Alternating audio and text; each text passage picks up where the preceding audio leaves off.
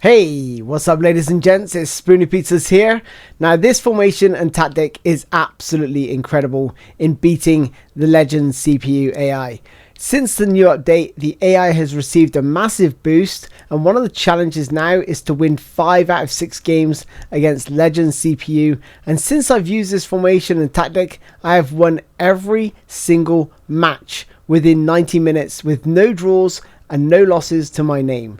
However, it wasn't always like that. I had a far superior squad with the likes of Maradona, Iniesta, Figo, Neymar, et al. On my PlayStation 5, earning just 2 wins in 9 matches, trying various formations and tactics as you're seeing here. So now I'm going to show and tell you what makes this formation so good, how to get the most out of it, how to build your wide players, and the playstyles and stats needed to succeed in the middle of the park, especially to dominate your opponents and get the wins on the board that you're looking for. So I'm going to run through each match and explain the various aspects of attacking and defending as to why this is such an effective formation and tactic. One of the main reasons this formation and tactic works so well for me was due to the team's high press. The player positioning makes it very hard for my opponent to play out from defence, and that allows me to counter press, win the ball high up the pitch and create chances and score plenty of goals. But it also allows me to dominate possession, build carefully and patiently from the back, just pick my opponent apart as you're going to see here. Now Verratti runs into space, see there's no options ahead of him, so he plays it back to Di Lorenzo. He plays it wide to Lisandro Martinez, who drives forward with the ball. Again, no options, goes back to Verratti, into Odegaard, and now I see the options. Here's the 1-2 coming up, the through ball into Osimhen, who shoots and scores. Beautiful, lovely little bit of play there. When attacking, you always have plenty of players forward, so you'd think you'd be susceptible to counterattacks, but Verratti, with his orchestrated play style, which is one of my favourites, works back to cut out and intercept passes before they reach your back line. Watch here as my high press forces the CPU to kick the ball long. They get a second chance to build an attack, but then are quickly stifled with that narrow midfield, and I'm able to take the ball back very easily. Now Legends CPU is very susceptible to good dribblers, and you don't have to do anything special. A mix of sprinting and R1, which is special controls, diagonal dribbling is the way to go. And if you've seen my PES 21 Messi dribbling tutorial, then you'll know exactly what I'm talking about. One of the best players to do that with is Chiesa, probably the best dribbler in the game for me, and I'll share later on how I leveled him and who I eventually signed to base copy his stats for the other flank. I'm sharing with you all the key chances and goals from both sides, mine and my opponents, to give you a fair reflection of just how good this formation and tactic is. However, I did concede in this bit of gameplay. You'll see I narrowly missed out on intercepting 2 passes, and then the shot goes through my legs and into the top corner. So it did take a little bit of magic to break my back line. Now you're going to see how this formation looks when my defence gets real deep inside my penalty box, as my opponent breaks forward from their counter attack. With 3 at the back and Verratti sitting just in front, adding that extra layer of protection, I always felt comfortable defending, even if I missed time a tackle. I know I've got enough players back there to deal with the threat and clear the ball. Remember how good I told you Chiesa is at dribbling? For me, this is far too easy against Legends CPU, and the AI definitely needs a buff to make this a little bit harder. Chiesa starts in his own half, dribbles the length of the pitch, and almost sets up Odegaard to score. We'll see another example of my defence sitting deep here, but this time I actually pull out one of my defenders to deal with the threat. But I'm still comfortable defending to take the ball from the wide player and start building my own attack. We'll see another example of that composed possession-based style here as I'm comfortably knocking the ball around. Playing out wide here, and then look at this. If you've got a goal poacher with a high attack and press, they will run the channels, which will allow you to cut in on their stronger foot and take a shot at goal. Now, whilst I was unlucky not to score as I hit the post, it was actually Barcelona who struck first in this match through Lewandowski. I made a massive mistake, thinking it was my free kick, and it moved a player so far out of position, just allowing him to waltz through and score freely. Amateur mistake, but you know what? It happens sometimes. One thing you've not seen is the counter-attacking potential with this formation and tactic. Whilst it looks like I have so many defenders back to help out and protect my backline, you'll now see how we transition from defence to attack very quickly, giving us a 3-on-3 situation as Pedri drives forward, feeds Messi, whose curled effort is saved by his former club's goalkeeper. Now stay tuned if you want to see how I leveled up Chiesa following this lovely run around and quick turn, whose low cross is cleared and Odegaard's shot is blocked. Just look at how well this formation does to defend against the tiki-taka style of Barcelona. We're able to remain compact, and I would recommend only using secondary player press to pull your offensive players back. I find it works best not to use secondary player press at all with this formation and tactic, as the players have really good positioning and only minor tweaking is required. However, I will use secondary player press if the majority of the players are either behind the ball or in line, as I'm able to intercept passing lanes, close the player down and win the ball high up the field. Now, it wasn't too long before we equalised early in the second half. Remember how I said your wide players will be your most effective and creative ways to score? Here we abused the goalkeeper's rebound ability, who have had a massive nerf since the release of eFootball 2024. I'll often score from this angle or look for the goalkeepers to parry to my striker. I almost gift Barcelona the lead here. I win the ball back but give it away so cheaply in my penalty box, and I'm almost punished with this headed effort. Now for the weakness of this formation, but it's in the wide area, and I'm going to explain more later on, but it's perhaps obvious. And Rafinha here caused me a lot of problems in this match, keeping me on my toes defensively and often being too much to handle at times. This next attack allows me to take the lead against Barcelona, and the key play to watch here is the switch from the left wing to the right wing, and the acceleration of Chiesa is absolutely insane as he's going to latch onto the ball to score. I play it into Osimhen, who plays into Pedri. Pedri navigates past his man, and then look at this ball into Chiesa. Look at that acceleration and the ball into the bottom of the corner. With the additional centre back, don't be afraid to utilise him in an attacking sense. Here I play a through ball to Inigo Martinez before sending him on a player run to overwhelm the Barcelona defence, and what he does in the penalty box was the most unexpected, as he unleashes an incredible finish into the top corner with a beautifully curled effort. One thing I did learn about this formation and tactic is that the support striker role, I would recommend having someone very quick in the likes of Nkunku over someone like Messi. I just found him to be much more of a goal threat, as you'll see here in the final attack as I run out 3-1 victors over Barcelona on the Legend AI difficulty.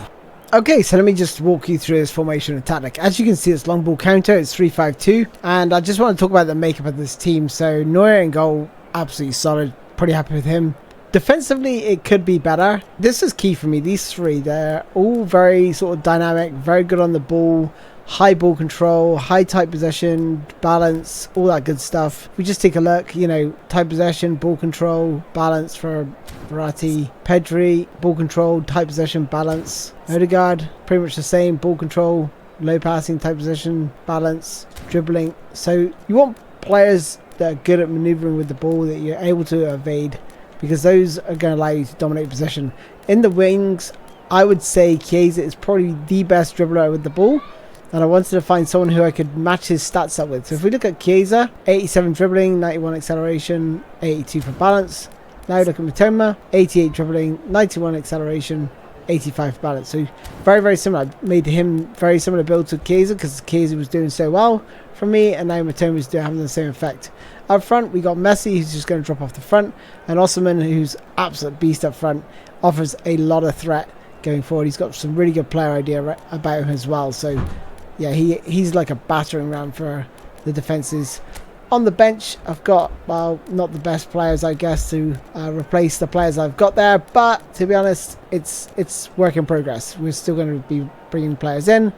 But look at the roles: creative playmaker, orchestrator. It's very important to have orchestrator, because if you have an anchor man, it sits way too deep and be far too disjointed. It's not needed, because with long ball counter, the defense and midfield stay relatively close together anyway, so there's not a lot of room in between there. That's why it works so well. And going forward, there's always plenty of players in the box, especially those two being creative playmakers. So there we go. That is the tactics behind the formation and tactics that I'm using right now, and it's doing really well for me against Legend. Next up, another formidable side in the likes of Napoli, but I was able to take an early lead against them and have plenty of chances, and I eventually ran out 1-0 victors over this team. Should have had more goals though, but Osimhen got us underway against his old club. But I had a great chance here with Pedri. Look at this. Pedri running through, perhaps should have squared it to Messi or Osimhen, but he makes a really weak effort on goal there. Should be scoring that. Free kick in here. Mitoma gets his head to it. Napoli try to clear, eventually close the ball down. A high press and Messi firing wide. Should be doing better. Up against River Plate here, and one of the weaknesses is this wide area, and we're going to see more on that later. But watch this. Here's Mori again. The wide area is a bit of a problem for me, but I managed to get the ball down the line into Osimhen, and now playing it forward into Mitoma. Mitoma, whose speed catches him out and through on goal and scores. Now let's cover that wide area position I was talking about. Look at this. This is why it's such a problem. Because it's a 3-5-2, your wide player isn't very defensive. Like Chiesa there gets out-muscled too easily, and they almost score. Get very, very lucky there with Neuer making a double save. So after overcoming River Plate 1-0, we're now into the Legend Challenge, where I need 5 wins from 6 matches. And here's a reason why you need Chiesa on your side. He is just so exceptionally good at dribbling, just gliding past players at will, jinking in and out, and then a low shot just narrowly missing the post. And it was around 30 minutes in where I took the lead against Leeds. Odegaard back to Pedri. Little 1-2 here with Chiesa and Osimhen. And Chiesa navigates his man and shoots from a tight angle to score. Beautiful finish there. And then we went on to create a couple more good chances. Just watch this from Pedri as he receives the ball from Osimhen. Little run around there. Drives forward. Plays in Mitoma. Mitoma's then going to play the ball into Osimhen. I don't know how this doesn't go in. They clear it off the line. And then Anguissa here has an unstoppable shot. Hits the post though. Very, very unlucky there. Remember earlier how I said about Nkunku makes a far better player in that support striker role than Messi? Here he is picking up the ball. Plays it into Osimhen. Osimhen's ball into Odegaard, I believe. And then through ball to Mitoma, who plays it back into Osimhen. Lovely flowing counter-attacking move there to get that second goal. Now another player who's really thriving in this formation is an unlevelled Leroy Sané. Playing on this left-hand side. Starts in the middle. Lovely little jinking run and shoots while he's off balance into the bottom corner. He is scoring a lot of goals for me. Our next match sees us against Plymouth and we take an early lead. Pretty straightforward from the corner. However, they do manage to equalise after some absolutely shocking and atrocious defending on my part. And they're able to cross the ball in, and it's a simple tap in. But shortly after half time, once again we're switching it right to left. And it's that man again, Leroy Sané, creating a lot of problems. Even unlevelled, he's still tearing through defences, and it sets up the chance for Nkunku. Again, Nkunku with that additional speed to get on the end and keep up with the likes of Sané. And then it's Sané who takes the ball, passes it into Osimhen, who plays it into Nkunku to get his second goal of the game. However, it's actually Plymouth who finished the stronger. They really did pile on the pressure once they went to a more attacking strategy.